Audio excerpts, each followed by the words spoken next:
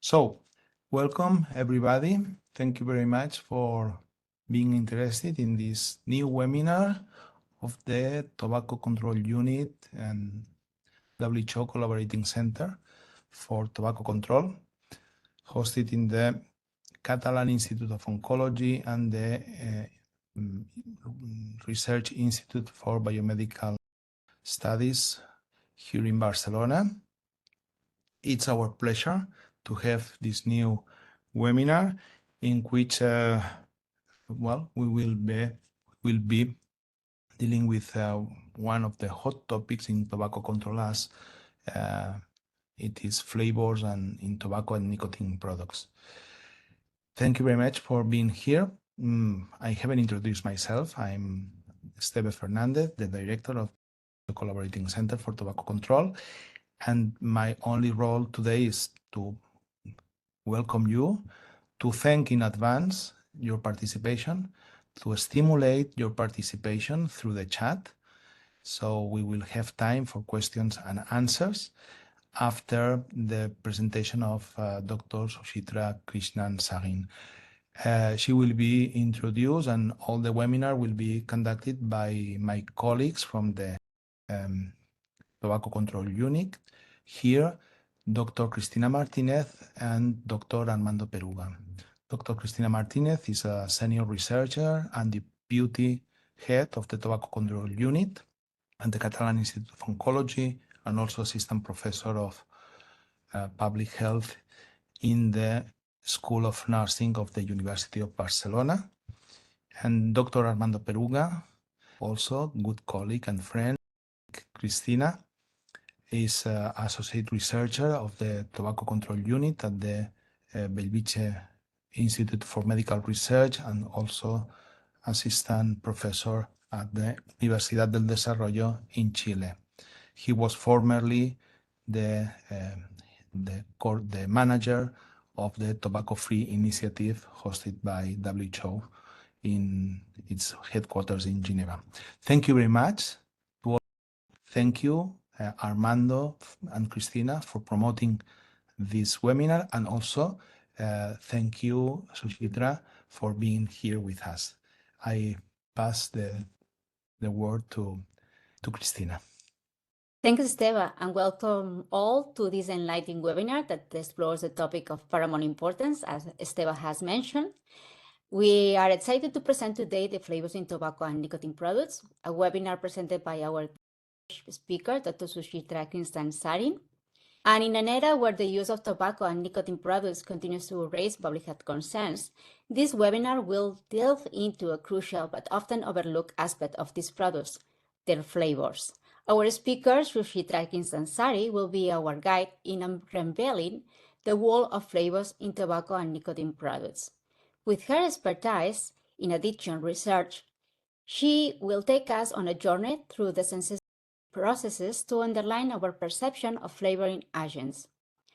We would like to inform you that the speaker will have 35 to 40 minutes for her presentation, followed by a question and answer session, and you can submit your questions through the chat that will be moderated later on by Dr. Peruga.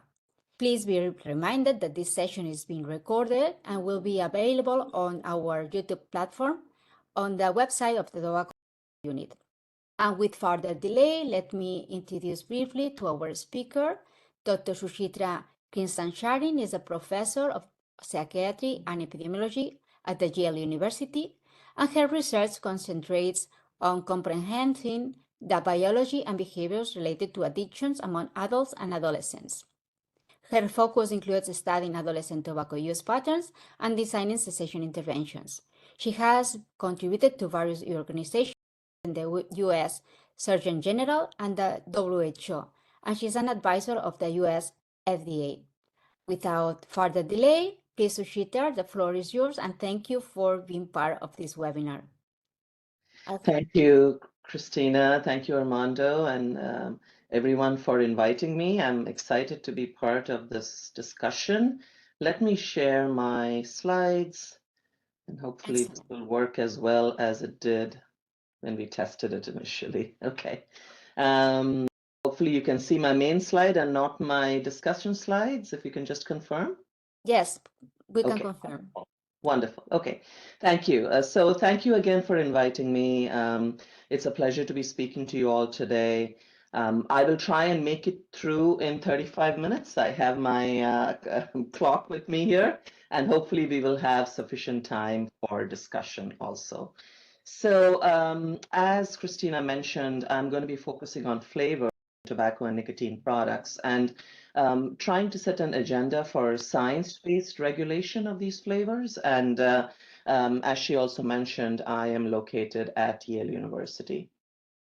So this talk is going to raise some of the issues that you probably are already aware of, which is the presence of flavors in tobacco products and what role they might play in attracting people to use and continue to stay addicted to these products. But I'm also going to raise some contemporary issues that have been coming up because, I think a lot of what we are doing as far as regulations are concerned is an experiment at this point, and different countries are taking experiments and trying to do it in different ways.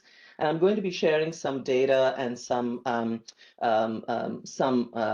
things that have happened in the US specifically as a pushback to some of the flavor regulations that have been put into place. So hopefully this will be an educational experience for anybody who's trying to establish such regulations in different countries as to what some of the consequences of some of these flavor regulations could be.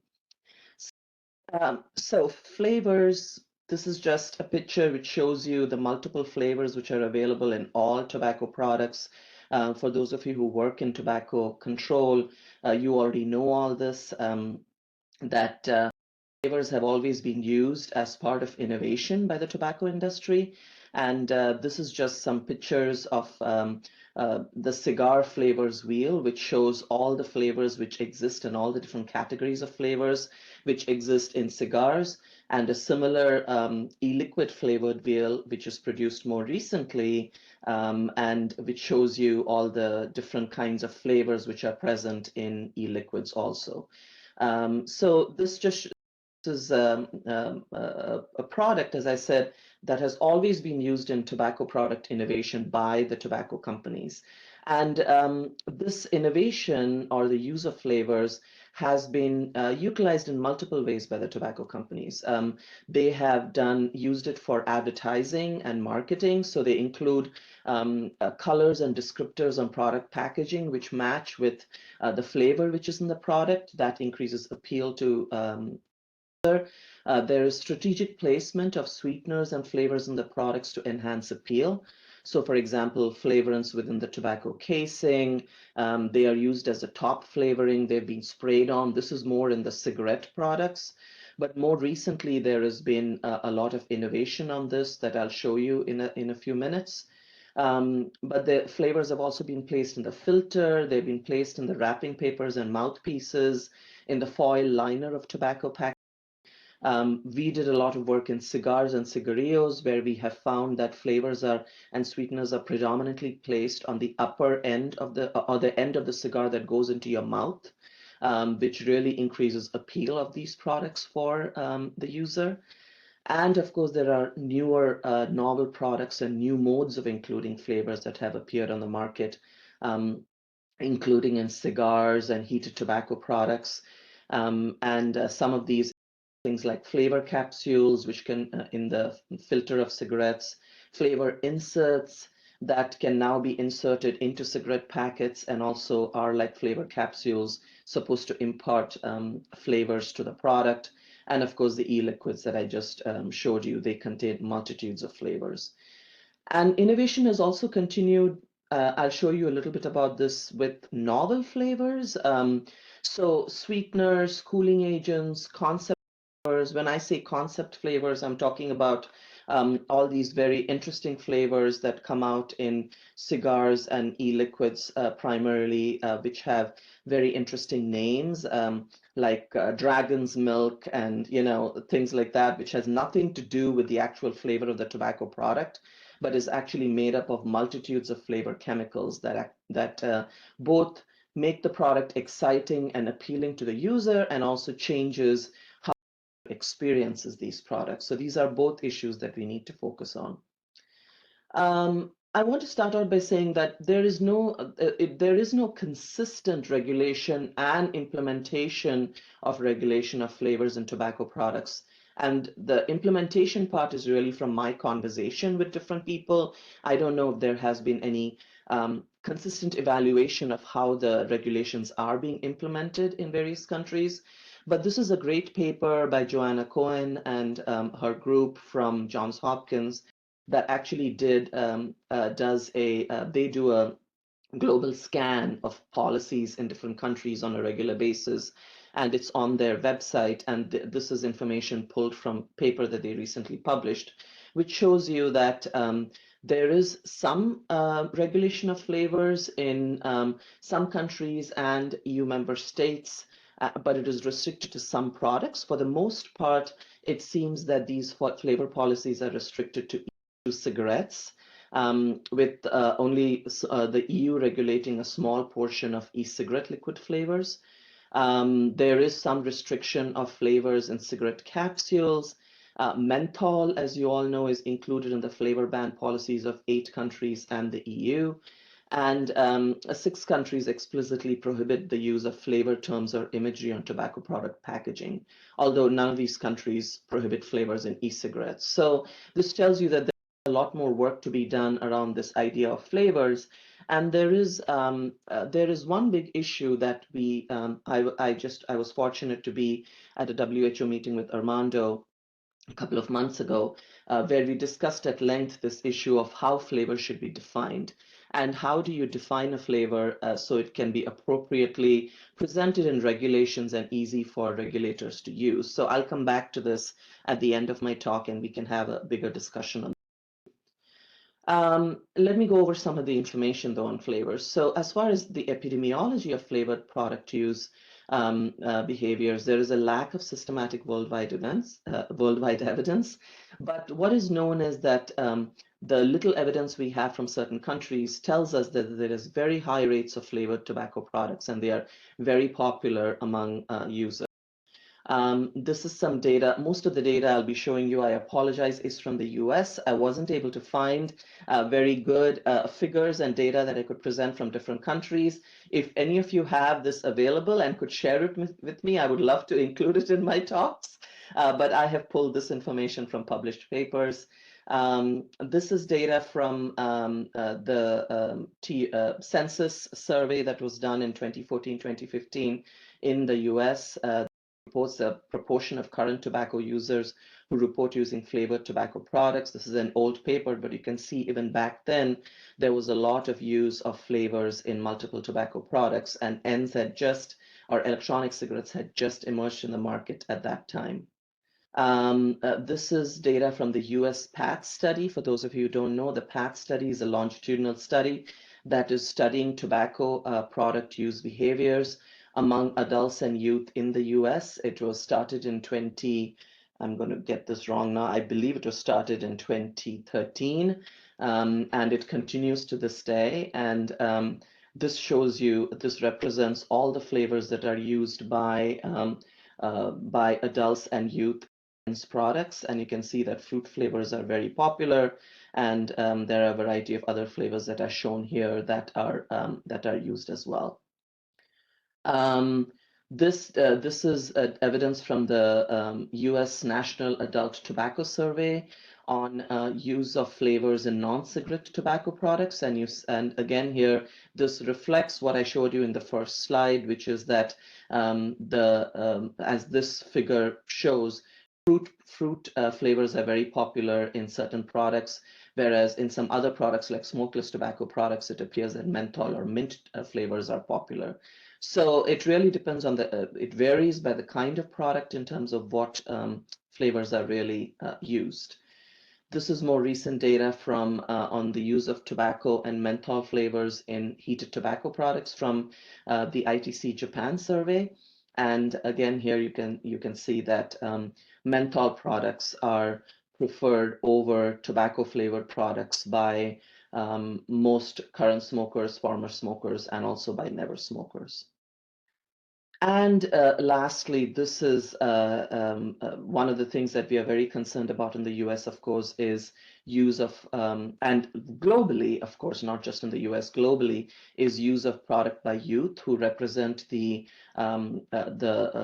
population that is initiating use of these tobacco products and will then move on to be current users and chronic users of these products. And the PATH survey asked many of these individuals their reasons for using non-cigarette tobacco products, and the primary reason that was documented by most of these youth who are between 12 and 17 years of age was because they come in flavors that I like. In fact, in the US, most youth think that flavored products are really directed to them. When we question them and talk to them, they tell us that why would an adult even want to use something like a bubblegum flavored product or anything else? These are really products that are directed to us. So the youth are actually realizing that these products are perceiving that these products are for them, and therefore they are starting to use them. So we need to regulate flavors in tobacco products. And in order to best regulate flavors, it's important to understand how they influence behaviors and perceptions. And I will take you through a series of different aspects of flavors that are important to consider in regulation. The first being packaging and advertising. As I said, colors, images, and descriptors are very commonly used to attract people to use flavored products. And I'm sure this represents exactly what I showed you earlier, how colors and descriptors are used to attract individuals to using these products. But what I want to focus on is something that many of you may already be aware of. So there has been a huge debate about menthol, and in the US, all flavors in cigarettes except menthol has been banned. And there have been numerous reports that have come out on the use of menthol in cigarettes and how that should be banned as well. But I'd like to draw from how the tobacco industry has used the presence of menthol to really advertise these products to users. And this goes way back. You can see that there have been advertising campaigns focused on the medication effects of menthol. So how menthol produces coolness, as you all know. And some of the ads focused on how using menthol could help with a cold, or how menthol has a clean feeling. As some of these pictures represent, individuals who smoke menthol cigarettes are cool, fresh, and happy. And more recently, there have been more ads, as you see on the right-hand side, about how the presence of menthol produces pleasure, and they are very contemporary ads which really appeal to the youth of today. But I'd also like to point out to you how the tobacco industry has consistently used things like colors to represent or present this idea that the product is cool and fresh and is something that can be used. They consistently use colors like green and blue and variations of it to market these products. And here is where I'm going to talk about a little contemporary issue that took place in California. As you know, California and the US had implemented a statewide flavor ban. And in December 2022 is when this ban was introduced. After this ban was introduced, what they started seeing in California was introduction of a lot of flavored packs which did not contain menthol. So they said they were non-menthol, but they used the same color format that was used in the original packets. The same formats like green and variations of green to introduce these packets to the user. And this is another example. This is actual examples of packages which were available in the market. So again, through the use of these packages, they seem to be telling the individual or the user that these packages, even though they say they don't contain menthol, they are going to be refreshing and cool, and you should use them. You see here side by side the old menthol box and the new non-menthol boxes. So the tobacco industry is really changing the way they advertise the new non-menthol products to continue to appeal to the users. This is an example of cool non-menthol products, again, using the same color schemes and the same kind of advertising materials that were used for the cigarette, for the mentholated cigarette products. This is an example of the Crisp, the Camel Crisp, and the Camel Crush Oasis, which is the Crush is the non-menthol capsule, which is now available in California. Again, these are being advertised with the same color frame, parameters that were used for the original products, trying to calm the user down and tell them it's okay to use these products, and they're going to convey the same kinds of effects to them. This is also present. Descriptors are also being used to advertise the newer nicotine pouches that have become available in the US. The Zyn products contain a variety of different nicotine pouches that are available in a variety of flavors. And the chill flavor is advertised with the fact that it produces chill, and it is this contains menthol. And it also contains a variety of other cooling agents too, as I'll show you in a second. So descriptors are used for all of them: chill, smooth, Zyn is available in smooth, and so on and so forth. So my point that I'm making here is one of the things we need to be careful of when we regulate flavors is what happens to the market from the perspective of what else appears on the market that may appeal to the user and lead them to continue to use these products. And the current evidence that's emerging suggests that the users find these products that do not contain menthol appealing and continue to use them. So we need to keep an eye on this market. The other aspect to consider when you regulate flavors is chemistry. As I told you, I'm going to take e-liquids as an example here. E-liquids in the US in 2019 contained over 15,000 flavors. And these are all the flavor chemicals that were used in these flavors, which is listed on the left-hand side. Cinnamon flavor, for example, contains cinnamaldehyde.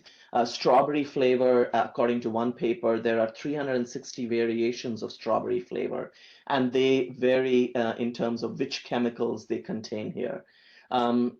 Diacetyl is a flavor which was available in e-liquids, and there was a lot of discussion around the presence of this particular compound because it had been associated with a lung disease, which was first discovered in people who were using this. Diacetyl is used in buttered popcorn. So people who were using workers in popcorn factories were developing this lung disease.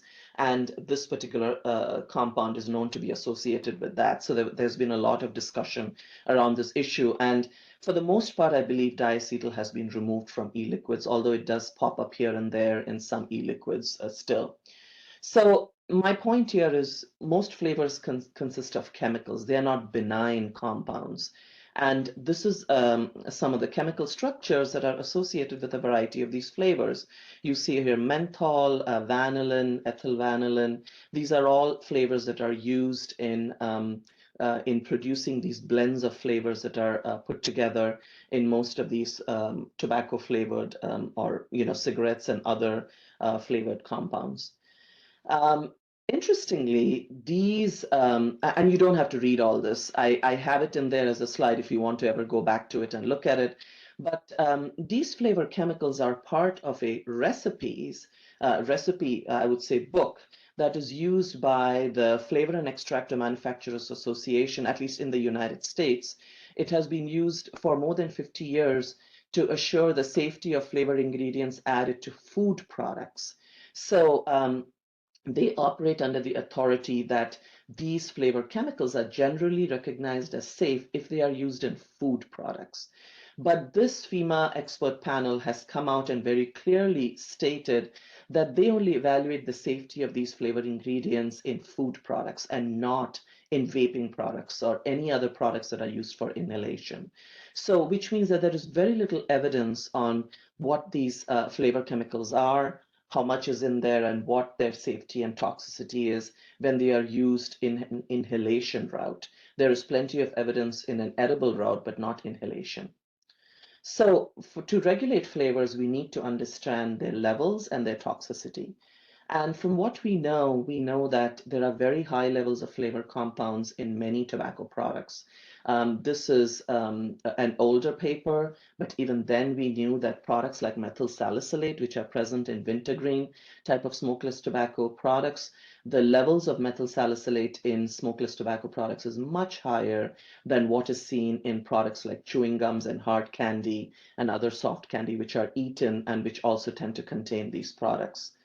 And there is more evidence of this from e-liquids.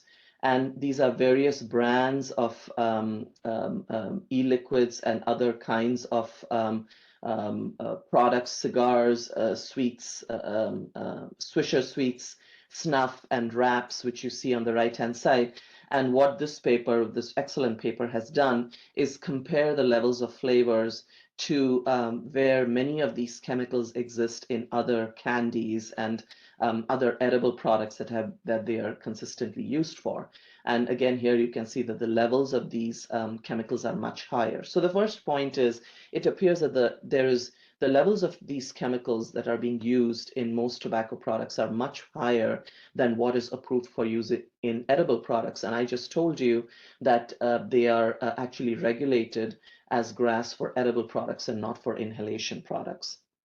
And these flavor chemicals are associated with a lot of health effects. We need much, much more research on this. But I already told you about diacetyl and increase in the risk of popcorn lung disease. The flavor additives do this because they are toxic to cells, and that's how they produce these effects.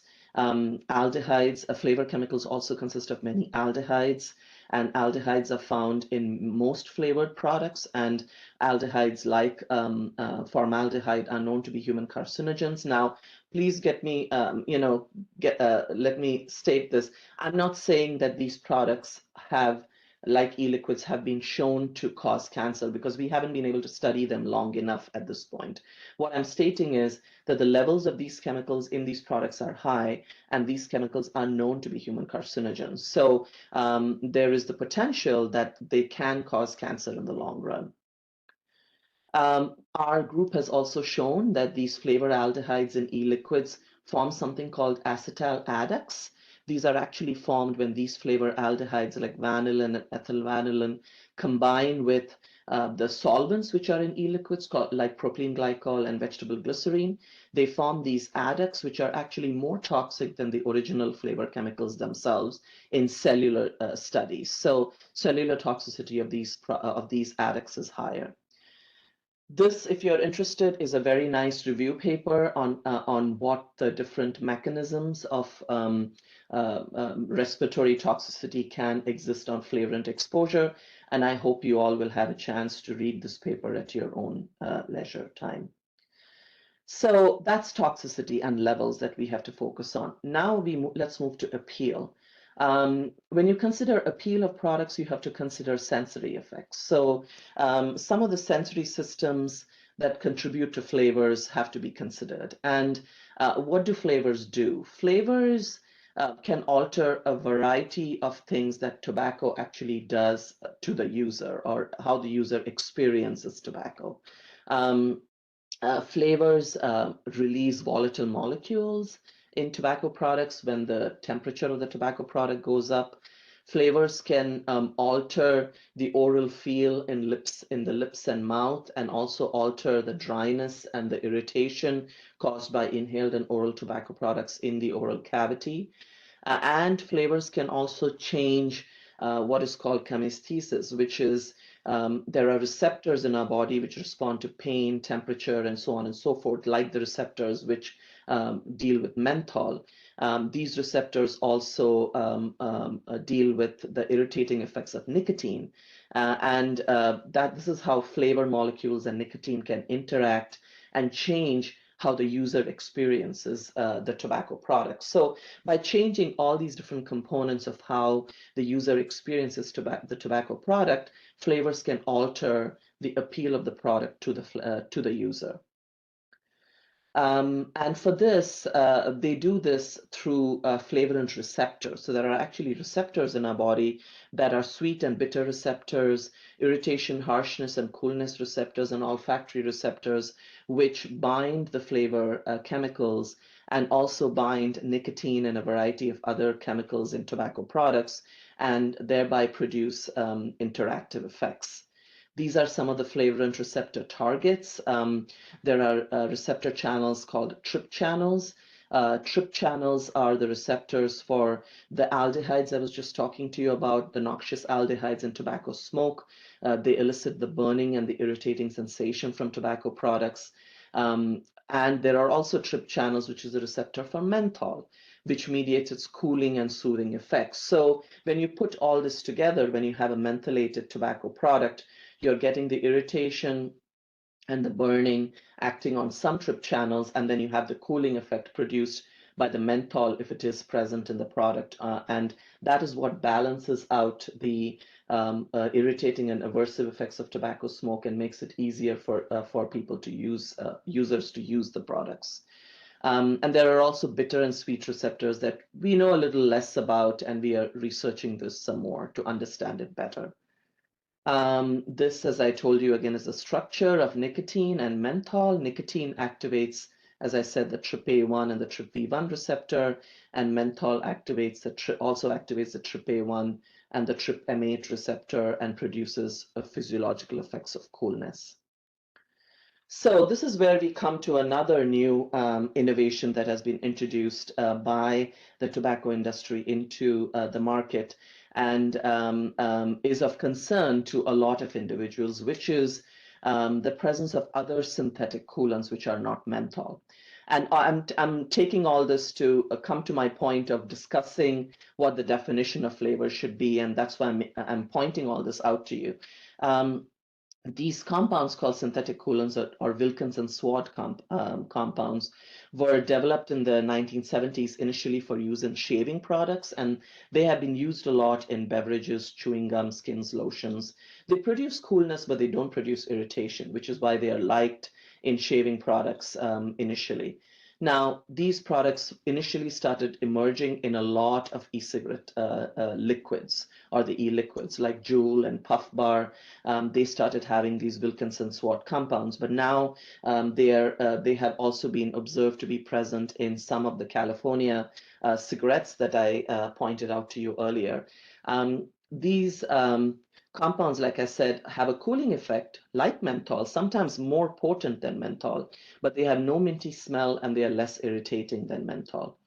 So then the next question would be, how are they being used? And as I said, we are actually finding that some of the newer tobacco products that have emerged in the California, in the US market in California, contain these WS compounds. And here is an example of work that was recently done.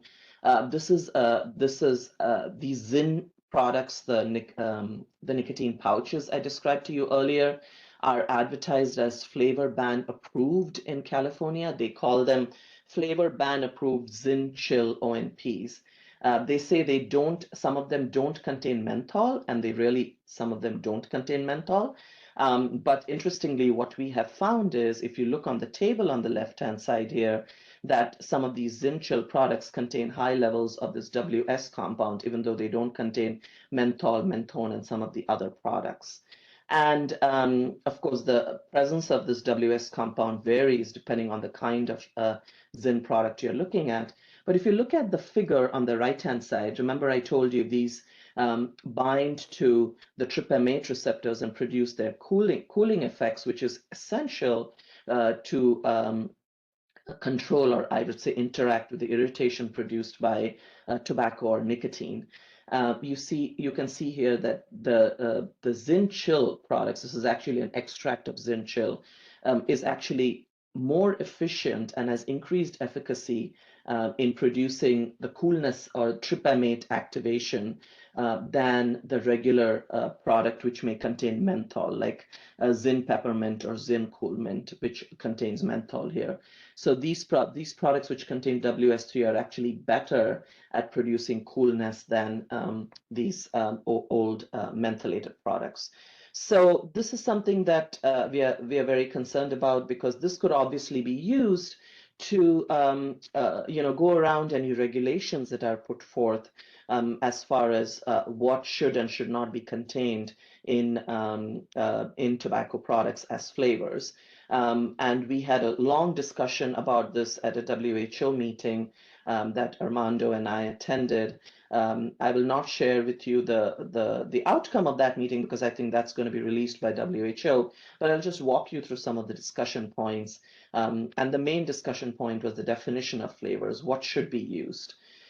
So this is the EU definition of flavor, and the EU has always used this term characterizing flavor, which is they define as a clear, noticeable smell or taste, which results from the addition or combination of additives, which is noticeable by the individual when they consume the product. So essentially, it's a sensory experience produced when something is ingested or inhaled through the mouth. But I'm going to argue, based on some of the science that has emerged, that this alone is not enough. The problem with the characterizing flavor is you're really depending on the individual to tell you there is a clear, noticeable smell or taste other than that of tobacco, and that is what is appealing to them. But what we are discovering, I'll show you some data on this, is that many products contain very low levels of these flavor chemicals, and even those are clearly experienced by individuals. This is the current California definition of flavors. Again, they tend to use the same characterizing flavor definition too. The US FDA recently changed their definition of flavors in cigars. They have now made it a multi-component definition, as you can see with the bullet points here. They say that they are going to examine the presence and amount of artificial or natural flavor additives or compounds or any flavoring agents in a tobacco product. They are going to examine the multisensory experience of the product, or how the product is actually experienced by the user. They are going to examine flavor representations on labeling and any other means that impart flavor that represents that the product has a characterizing flavor. Now, again, here they are going back to the point of a characterizing flavor, even though there is a little bit more of leeway in terms of how they are defining the presence of flavor in this product. And the reason this is the use of leaving it up to the user is concerning is because of this data, where we actually did an experiment where we exposed people to various menthol concentrations and looked at how it interacted with the presence of nicotine in the e-liquid.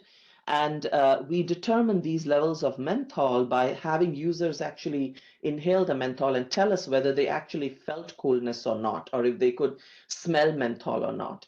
And we identified very low levels of menthol, which were just barely perceptible. So the user said, yes, I can smell it a little bit, taste it a little bit, and then high levels of menthol, like what were used in e-liquids. And what we found is that even though the users said the low levels of menthol were very low and they did not really experience it that much, it still significantly improved the taste of e-cigarettes, almost the same way that the high menthol condition did. And in fact, it also improved how much people liked the nicotine concentration. So here there is this figure shows you a no menthol, low menthol, and high menthol conditions and interactions with a 0 milligram and a 6 milligram nicotine e-liquid. And you see here that even the low menthol condition improved how much they liked the taste of e-cigarettes when it contained a 6 milligram nicotine condition. So this data tells you that even low levels of menthol or low levels of flavors can have a significant impact on how appealing the product is to the user. And these definitions provided by Canada that are used in Canada and Brazil may actually in my view, they are not as comprehensive as they could be, but they do a pretty good job of identifying how a flavor should be defined, and they identify them as additives identified as flavoring agents by an expert committee on food additives, but also as and combine that with what the FEMA expert panel I just told you were GRAS agents. So in this definition, any inclusion of any flavor chemical at any level is banned, is the way I understand this definition. And that is a good definition to have if you want to control levels of flavors in these products. So I'm going to summarize in the next few slides, and then hopefully we can have a discussion. So as I've shown you, flavored tobacco products are very popular, especially among young people. The flavors in the actual products can alter appeal and abuse liability and promote use behaviors by through a variety of mechanisms. I didn't show you data on all these mechanisms, but it does exist in the literature. Flavors in the actual product can alter toxicity, and then flavor images on the packaging can enhance appeal of the product. So I was involved in writing two top reg reports for WHO that I would suggest you all should take a look at and read, which focused on flavors and what kind of recommendations and evidence we need to support regulatory efforts.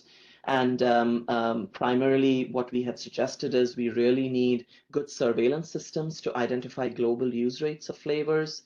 And we need to focus on all flavors, not just menthol, because our concern is not just about menthol, but all flavored products. You saw how popular fruit flavored products were to users. We need to understand more about perceptions towards these products and why users use them and how we can change those perceptions. We need more human behavioral testing to really understand what level of the flavor can be allowed in these products. Is it safe to include any level? Are these levels altered when the product is heated? And does that vary by temperature? How should we regulate the levels of these products? And also, finally, chemical and toxicological testing. How toxic are these products? What are they going to do? Is the same level of product present in the liquid or in the product versus what's developed, what is delivered in the smoke or the vapor? How is the user experiencing these levels? So we need evidence on all this, and I hope that there will be more science in this area. And I'm going to stop here, and I'm going to end my slideshow and I think stop sharing, if I can get to stop sharing.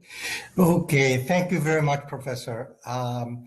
Just a reminder to everyone that if they have questions, they should send them through the chat. It's a way better to organize a little bit the questions. I think we have already some questions.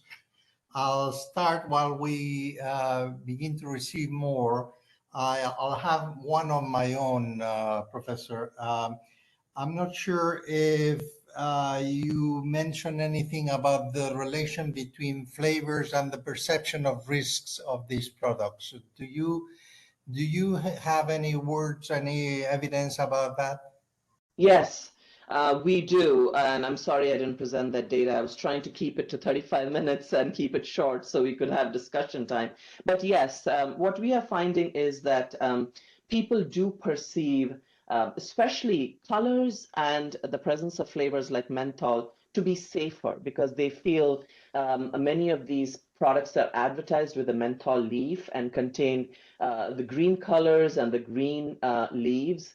And people really feel that anything that shows fruit or leaves or anything like that is fresh and safe to use. This is very similar to the kind of perceptions that people have about marijuana right now. There's the same kinds of perceptions that it's a natural product and therefore it can be used safely. And that is a general perception that we find with most users. Okay, thank you, Professor. I have several questions in the chat. I'll start with a couple of them that we received prior even to the presentation, because there were people that were interested in the interaction between flavors and addiction. And they ask, in fact, both of these questions ask about if there's any chemical interaction between the aldehydes and the nicotine, or the flavors in general, nicotine, if there is any chemical, independently of the behavioral results of that combination, if there's any chemical interaction between flavors and nicotine, so it potentiates the addiction to nicotine. Yes. Of course, yes. So that's the trip channel data I was showing you. So many flavors work through these sensory receptors that I was pointing out. The bitter receptors, the cool receptors, the sweet receptors. That's what they bind to and produce their physiological effects. Now, nicotine and many of the aldehydes which are present in tobacco also bind to these same receptors. So what has been shown is that nicotine and aldehydes produce their irritating effects by binding to these receptors. And many of these flavor molecules, which are also menthol and aldehydes, also bind to these receptors. So yes, physiologically, in cellular studies, it's been shown that there is a balance between the two, which actually changes, which can change even signaling and mechanisms of signaling from these receptors. But more importantly, as I showed you in behavioral studies, in human and animal behavioral studies, what has been shown is that when you add these flavors to tobacco or to nicotine, in case of animal studies, what they find is that animals tend to, for any of you who do animal work, animals tend to break or hold their breath when you expose them to noxious vapors. What many of these studies have found is when you include flavors with the tobacco or with those vapors, the animals actually breathe more. So it actually increases their intake of nicotine and tobacco. And we have actually done a lot of work, and others have done work showing that this is true for humans too in the laboratory environment, that they tend to take deeper puffs, they tend to get more nicotine in when you give them a flavored product versus when you give them an unflavored product, which they don't like as much and don't want to use. Yeah, thanks. It's beginning we are beginning to have quite a few questions, so I'll go through them until we run out of time, and I apologize if we don't have the time to get to all the questions. But I have here a question that says, I'll read it. There are some reports from Canada, Denmark, and more recently from the Netherlands that a high proportion of users of flavored tobacco products circumvent the bans by using legal accessories. I think you mentioned already some of it to flavor the unflavored tobacco product, suggesting Yes. that such accessories should be also regulated. And the question for you is, do you know whether the US FDA or the European Union agencies have such regulations of accessories in their agendas, or in general, do you have a comment about regulation of such accessories? Yes. So the US FDA does cover regulation of accessories. I'm not that familiar with the EU directive, so I have not read it from top to bottom, as well as I am familiar with the US FDA regulations. They do cover accessories. So the US FDA regulations now. The only thing I'm not familiar with is whether these accessories are covered just for e-cigarettes, which is when they started covering the accessories more in regulations, and whether it covers the crushed capsules, for example, that are used with cigarettes, and the cards that can be the menthol cards, which can be put into cigarette packets. Those kinds of products, I'm not sure if there is clear language on whether those are covered by the FDA regulation. There might be. I'm just not aware of it. But I know that when it comes to e-cigarettes, they have very clearly stated in the US FDA regs that they cover everything, all accessories, that maybe even delivering components that do not contain tobacco or nicotine. Okay. I have another question from Lilita. Says, I'll read it to you. I have noticed that in some tobacco products, they add different oils like lavender oil, Davana oil, bergamot oil, and so on. I guess it's a way to mask menthol and its analog on the ingredient list. What is your opinion? Should they be banned from use on those products? Yes, I think so, for a couple of reasons here, to tell you the truth. One is I think they do increase appeal of the product to the user. So therefore, we don't want, and most flavored products, honestly, and I know there are many adult users who have used flavored products and stopped smoking, and I congratulate them on that. I think that's wonderful. They are able to do that.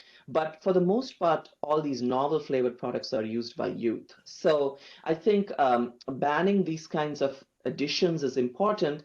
And the second thing we also need to learn from is we need to be a little careful about addition of things like oils to inhaled products. And this comes from our experience with Ivali.